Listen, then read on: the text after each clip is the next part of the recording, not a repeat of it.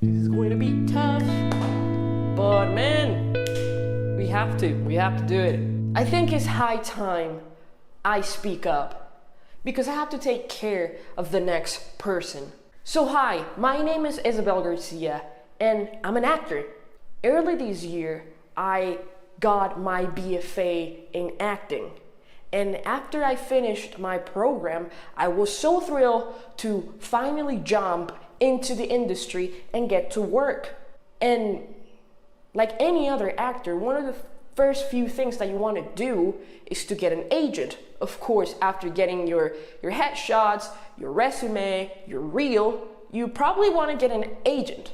I was submitting to LA Casting, Actors Access, Backstage, you know the places. I was also talking to my colleagues, my peer actors, filmmakers, screenwriters. You know, I was putting myself out there, right? I was also focused on making music and on this YouTube channel as well. And it is tough, but the trick is not to get discouraged, especially in a city like LA. One day I received a friend request on Facebook. This man, Nils Stewart, he sends me a friend request on Facebook. And on his bio says actor, stunt coordinator, and agent. And I said, yes, I accepted his request. I'm part of filmmakers and actors communities on Facebook. So for me, it's not weird to accept friend requests on Facebook because people like me, people that are starting, you know, we collaborate with each other. That's how we get to work. Anyways, he sends me a direct message on Facebook and he says, oh, thank you for accepting my request. And I said, for sure, I also saw that you're an actor as well. And we're all actors in here, we're trying to help each other, which is cool. He said, well, I don't actually do much acting these days. I'm more of a stunt coordinator and I represent models and actors. And I said to him, like, hey, I'm actually looking for representation. I told him that I recently got my BFA in acting. And he said, well, send me your stuff and I'll take a look at it and then we can talk. And I was like, yeah, for sure. I sent him my resume, I sent him my headshots, and I sent him my reel. Well, kind of my reel. I actually sent him a short film that I wrote and I was the lead in. But this is because of Rona, you know. But this was a project that I'm really proud of. And I said to him, you know, I didn't get the reel that I wanted, so I'm gonna send you this. He was like, hey, okay, yeah, for sure, I understand. He started asking me other questions, like, hey, do you speak other languages? And I'm like, yes, I was actually born and raised in Venezuela, so I speak Spanish, and I also speak a bit of Italian. You know, everything normal, right? Later that day, he says, hey, I took a look at your stuff, and I like it. And maybe we can video chat to further discuss the matter. And I said, yes. One of the good things about this whole situation is the fact that now we can get to have meetings without actually leaving home. So that was cool. We had this meeting and he was talking about how hard this industry is. He said, you know, if you want to make it into this industry, you have to work harder than anybody else. You know, if I get to work with you, you know, every time I send you out to an audition, you know, it's yes with a smile. You gotta work really hard. You gotta commit. You just gotta put in the work. You know, also like I want you to know that as much as I'm gonna represent you, you're gonna represent me. So you know, you have to work really hard and. More than an agent, I want you to know that I'm gonna be here for you. Like I'm gonna be like a coach, 24/7. Like I don't care if you have a problem, like an emotional blockage for a scene or for something that you're working on. Like I'm really happy to help you.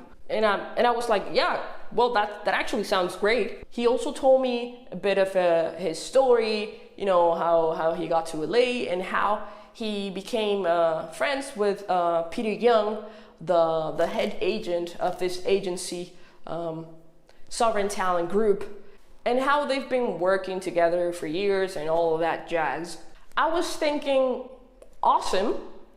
I mean, he definitely sounds a bit tough, but I just thought he was really into the grind mindset of you gotta work really hard if you wanna do it, if you wanna get it, you know, like the grind. And you know, most of the things he said, I resonated with.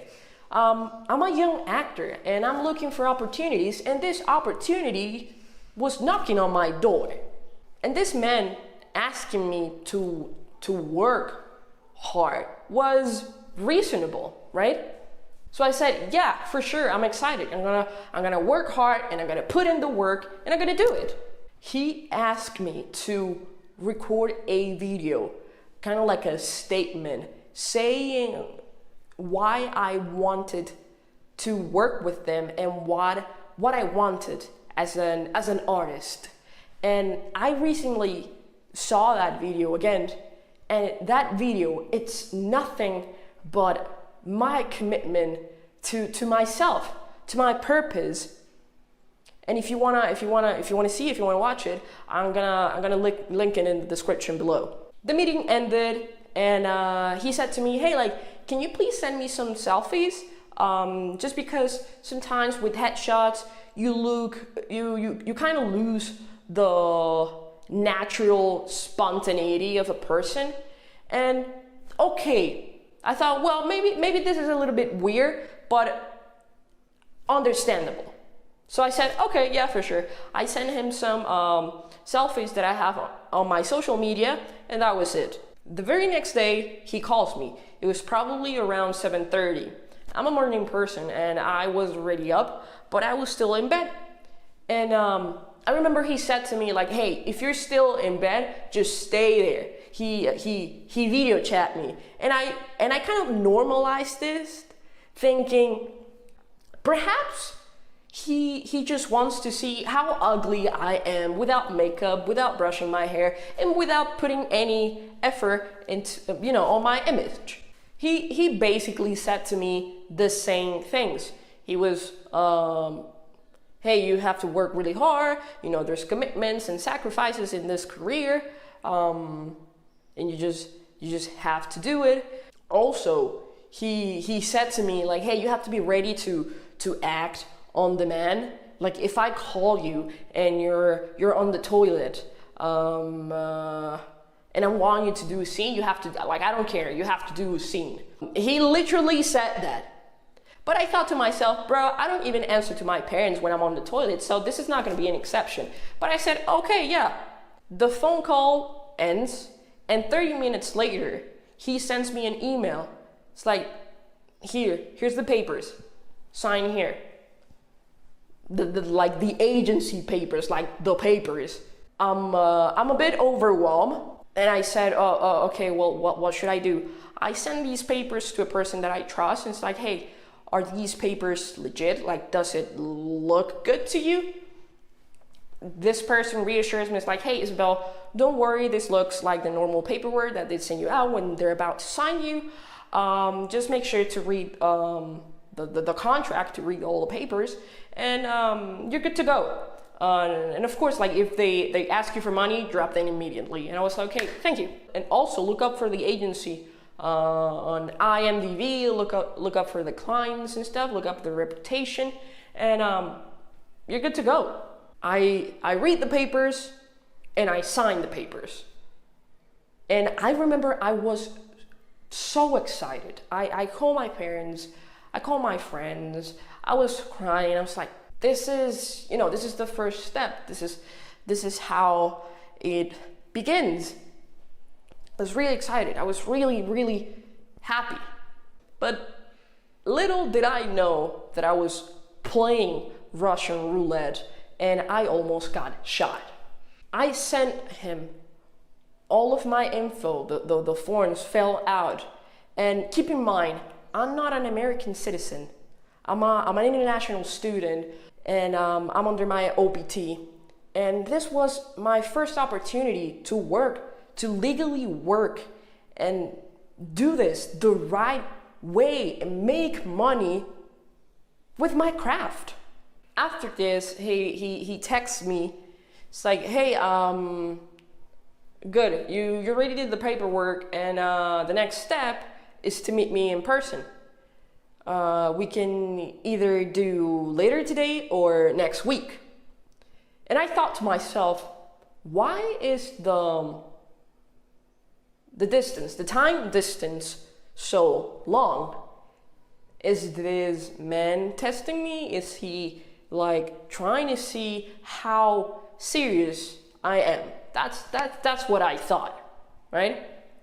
So I said to him, you know what? Today works. Today it works. He said, perfect. See you at 2:30 at this place. I say, cool. This was probably my mistake because the place wasn't a public place, was his house. I get to the place. He has this huge ranch with horses and chickens, kind of rustic style. The meeting takes place not inside the house, but at the porch. So inside the property, but outside of the house. I see this guy, and he's huge. He's like 6'5". He's huge, and he's also buff because he used to be a power lifter. So he's like a fridge. And I say hi to him. I shake his hand, and we sit down to talk. He wasn't alone. His daughter was there. I remember he said to her, "Hey, come here and say hi." She's a kid. She's probably 13. But yeah, she was there. I think the best way to explain how this conversation went is to imagine you have two conversations happening simultaneously. So on the one hand, you have the acting, the business, and the encouragement, the good things. And on the other hand, you have the red flags. He was constantly jumping from one conversation to the next, and I just couldn't tell what was going on. The moment I set foot in that house, I was in his terrain. These people are highly manipulative, and they will gaslight you. They're Machiavellian. He told me the story of how he started in the acting business. Basically, he tells me about his background and how he slowly transitioned from being an actor to becoming an agent because he realized that he liked helping people. And that was something that I deeply resonated with, because I love helping people. And if you know me and you see my stuff, you know that I'm into the creation of safe spaces to heal myself, to heal others, to heal the planet. On many occasions, he repeated the words, "This is a safe space and you can trust me." On many occasions, on several occasions, he repeated those words. Unfortunately, I wasn't savvy enough to detect what he was trying to do, and what he was trying to do was to create a connection, a sense of trust. He was manipulating me. He also offered some help with acting. It's like, hey, if you have any problems with your emotions, we can explore that, and I can help you with that. He even made me do a acting exercise where I had to tell a story in like a joyful way, and then tell the same story in a sad way. I would say the red flags started pretty early on in the conversation, but I couldn't tell in the moment just because I was being bombarded with a vast amount of information, and I was also overwhelmed by my own inner monologue of, damn, this is my first agent. So it was difficult to filter all of this. At that moment, I've recently posted a video. It's here on the channel. I'm Not a Pretty Girl, and he saw that. But I don't think he saw the video. Like I don't believe that he did, just because if you watch the video, you'll soon realize that it's not a self-deprecating video at all.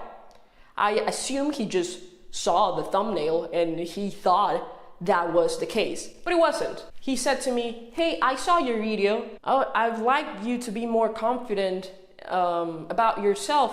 And actually, I don't believe you're a pretty girl. You're more kind of like a sexy girl, which is better than being a pretty girl. And you don't have that beauty, that kind of American beauty, blonde hair, blue eyes. You have more of these kind of exotic beauty." And I'm like, "Yeah, bro, I know. I'm quite aware of my heritage."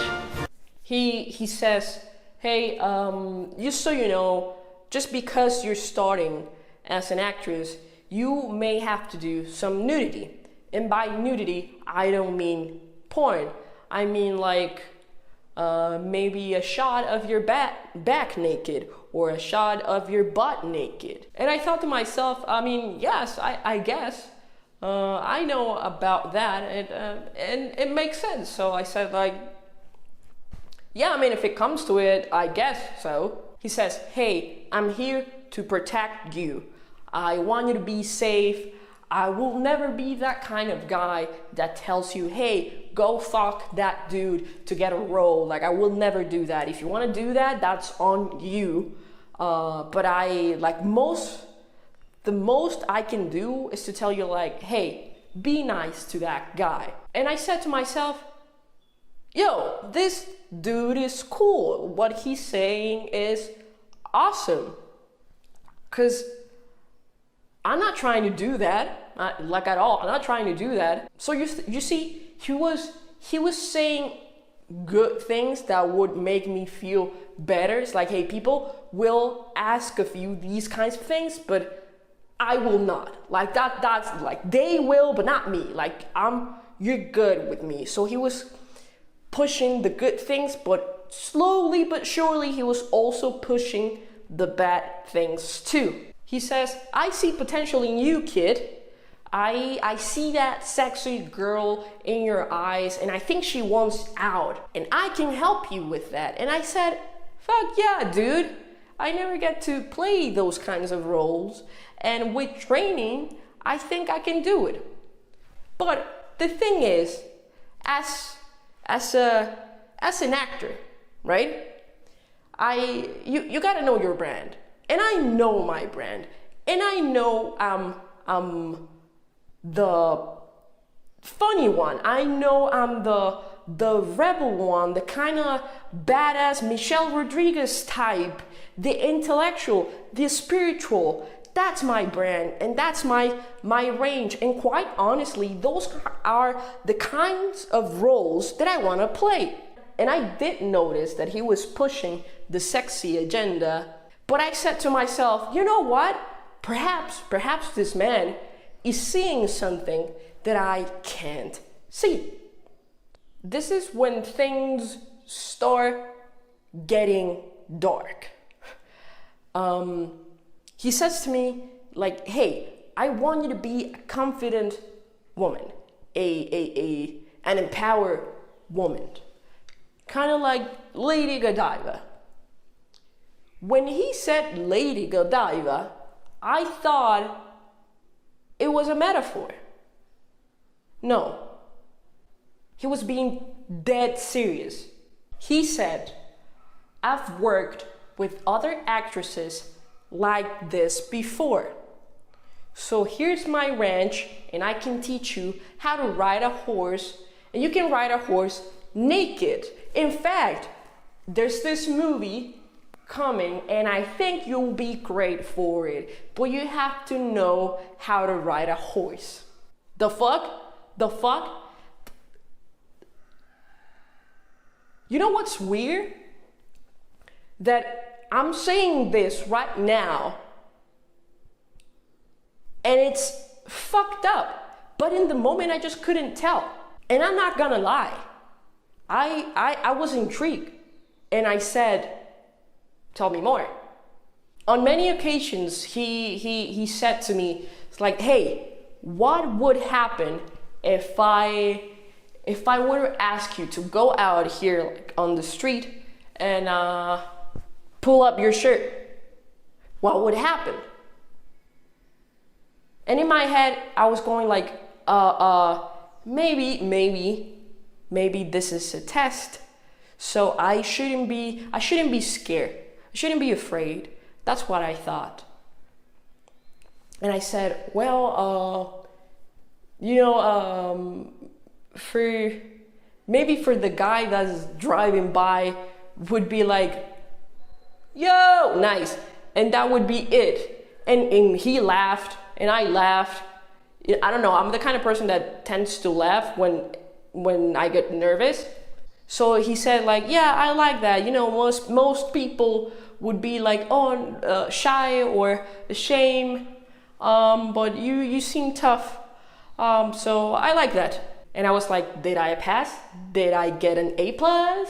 What's up with that? I believe he asked me this question like 3 more times. I'm not even joking. And I was like, I don't get it. Like I don't see the point. I do get it now. I was in denial. I didn't want to look at it. He said, as your agent, I'm gonna get to know you better than anybody else. And I mean this, like if you have a pimple in your butt, like I'm gonna know about that. He said that. He literally said that. He said to me like, hey, I want you to work on your confidence. So from now on, I want you to sleep naked. I want you to stand in front of the mirror naked. And he asked me what I was going to do later that day. And I was gonna work out. And he said, perfect. Once you get out of the gym, you call me like on a video call. You gotta wear a button-up shirt and you're gonna open it and you're gonna while we're having this video call, you're gonna be driving around with your shirt open.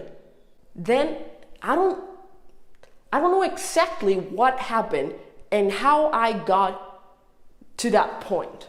But he made it seem like it wasn't a big of a deal. And he said to me, hey, stand in that corner over there and turn around and pull up your shirt.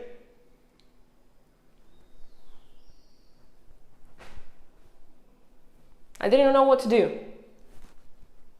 And I did it. And but I said, okay, well, he didn't see me because I was giving him my back. And then he said, turn around and pull up your shirt.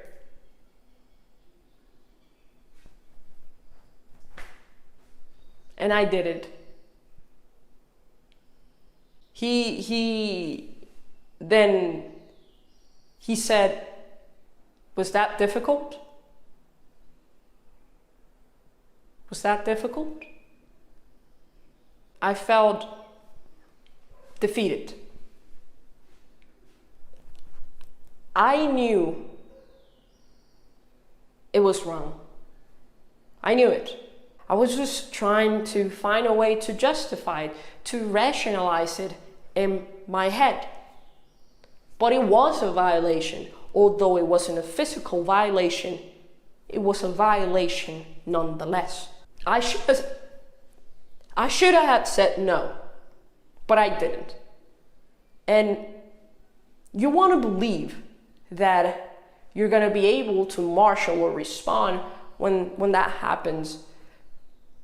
But the truth is, these people are experts at doing this. And to become an expert at anything, you have to do something. many times. And that's evil. I remember his daughter was about to go out, and he said to her, "No, go back inside." So he knew that what he was doing was wrong. That's why he wouldn't allow her daughter to see that, to see what was happening. The meeting ended. He gave me a hug. I said bye to him. And that was it. I immediately drove back home. I told my roommate about this. I told my friends about this. And the following week, I received a DM on Instagram from this man. I'm gonna leave the screenshots in the description below if you want to take a look at it for yourself. Everything's gonna be there. And just for clarification, I did not accept his requests. He was like, "Hey, when are you coming to be Godiva? Because I really want you to want it. Like, if you want to do it, do it. Like, I want you to want that." And I said, "I don't know, bro. Like, it's your house. You tell me." And he said, "Yeah, let me schedule that." Nothing happened. I was also testing my limits because the moral implications of the whole matter were massive, and I was carrying with me that burden.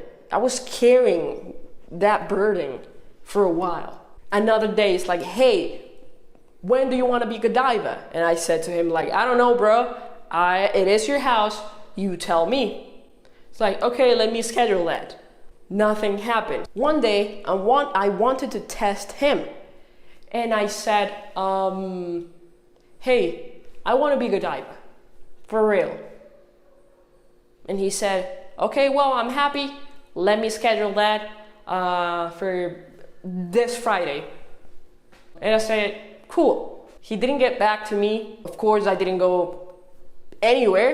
So nothing happened. It's like, cool. And then he was like, "Hey, what's up? I was expecting you to reach out again." And I was like, yeah, for sure. Let me know." One day, I'm taking one of my contemplative walks, and he sends me a DM. And he says, "Hey, when do you want to be Godiva?" And I said, "I don't know, bro. You tell me." And he said, "Today. Like now." Of course, I was like, "No, the fuck no." But in my head, I was like, "Okay, well, what can I say? What can I do?" And I said, like, "No, you know what? I'm on my period and I'm having terrible cramps and I just can't ride a horse right now." And then he said, I'm quoting here, and you're gonna see it in the screenshots that I'm leaving you in the description below. He says, "If you really want to do it, wear just a big t-shirt, nothing else. Other than shoes, makes it easier to sleep on and off." And I said to myself, that sounds rapey as fuck. But I was like, yeah, let me know. But I don't think I can, since I'm gonna be bleeding all over the place. And he said, I'm quoting again, "Blood doesn't bother me, but you walking naked bleeding is up to you." And I said, no, I'm not gonna do that. And the next day, I texted him, "Hey, what you're asking of me is quite honestly insane.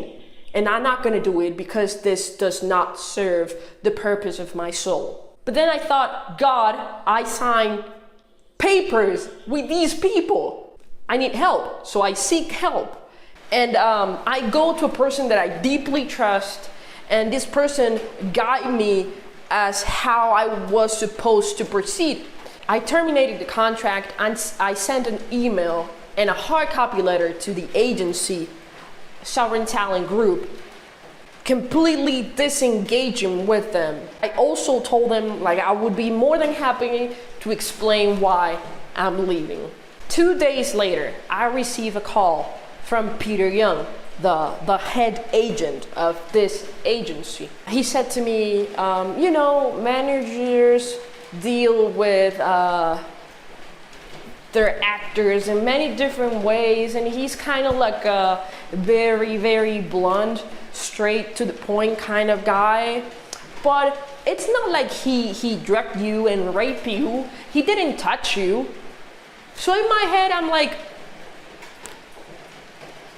the fuck? So you know. And what? Am I supposed to wait to get raped and chopped into pieces so I can even bring this case up? I just so to be clear, I was never rude. I'm just sharing my inner monologue with you guys. But I said to him, Peter, you have to understand that this is pretty alarming. The fact that he said that he has worked with other actresses like this before, and what I've just told you, which is the whole story that I just told you in this video, guys, is scary. And this is bad for the agency. Then he again said the same thing. It's like, oh well, but it's not like he touched you. It's not like he raped you. Then I said to him, I was advised by my lawyer to reach out to you guys and to SAG-AFTRA. For my non-actors, SAG-AFTRA is the Actors Guild, the organization that basically looks after actors. When I said SAG, this man started sweating. I could feel it. He said, no, don't call SAG. I don't recommend you to do that. Just think about it. You're an actress that it's only starting, and that's not a good way to start. So don't do it. Like, please don't do it. But if you wanna reach out to SAG, you know, I have friends in SAG, and you know, I'll be happy to help. So 1 second ago, you were saying that it wasn't a big deal, but the next you're telling me to please not talk to SAG? What? You're only trying to cover your own ass, bruh. So I said, yes, I'll let you know what happens. Of course, the very next day, I reach out to SAG, and I spoke with one of their therapists, and I told them the whole thing. Unfortunately, because what happened didn't happen in a SAG said and like in their jurisdiction, they couldn't do anything. But I do have social media, and yes, I am quite aware that this is a double-edged sword. But if I don't lift my voice, I would be betraying myself. And I will never be a slave of iniquity. Never. If I don't speak up, I'm on the side of the oppressor. We have to take into consideration that these people are ill. They are morally blind. And they have lost connection with their human part, with their humanity. These people are bad actors and dark agents. And these people should not be in a position of authority at all. And if I don't speak up, everything that I hold dear is ultimately meaningless. I will not be part in the collapse in meaning that we are experiencing as a society. I will not. We don't have to participate in this. We don't have to cooperate in this. We don't have to collaborate in this. We don't have to. I'm 23. I'm a kid, and I know this is wrong. I know this is wrong. And if you're the kind of person that thinks or says that, well, this is the way things are, and this is the way things always has been, I invite you to reconsider this.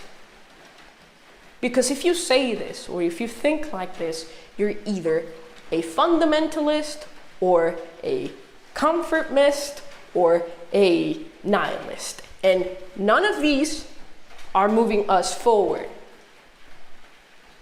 And we should never take refuge in the false security of consensus. This man knew he was holding part of my dreams in his hand. He knew that. He knew that. Those are predator moves. The way he painted the picture, he was in a position of authority, and he saw my youth and my desire to fulfill my career, my hopes, my dreams. He saw that, and he used that. You should never put someone in the position that I was in. Never. These kinds of situations should never arise. These kinds of questions should never be asked. Just think for a moment. After everything that has happened, after Harvey Weinstein, after Bombshell, after the movement, the Me Too movement, these people still think they can get away with it. I didn't tell anybody that could have potentially helped me up until a month later. Of course I was hesitant to speak up. I was scared. And now I understand why people don't talk about it, why people don't speak up. It's really hard. And if this has ever happened to you and you still carry that in your heart, I can only provide my insights and my experience and my compassion to you. For a while, I was scared, I felt guilty and ashamed, and I felt dumb. I was thinking, how did I get myself into this? How did I get here? But every day that goes by, I realized that it's something that it had to happen. It just had to happen. I needed to learn something. And I've learned a lot from this experience. You know, teachers come in any way, shape, or form. In that moment, in front of me, I had two choices. I could either feed my ego and do whatever it takes to get to this place, to get the things that I want, or I could either feed my soul and follow my path and honor my truth. Always, always choose love over fear. Always. I choose not to be a victim. I choose to rise to the occasion. I choose to show up. And I choose to live like it matters. Because my experience matters. And your experience matters. And we matter. Change starts from the bottom up. Thank you very much for listening. Much love to you, and peace.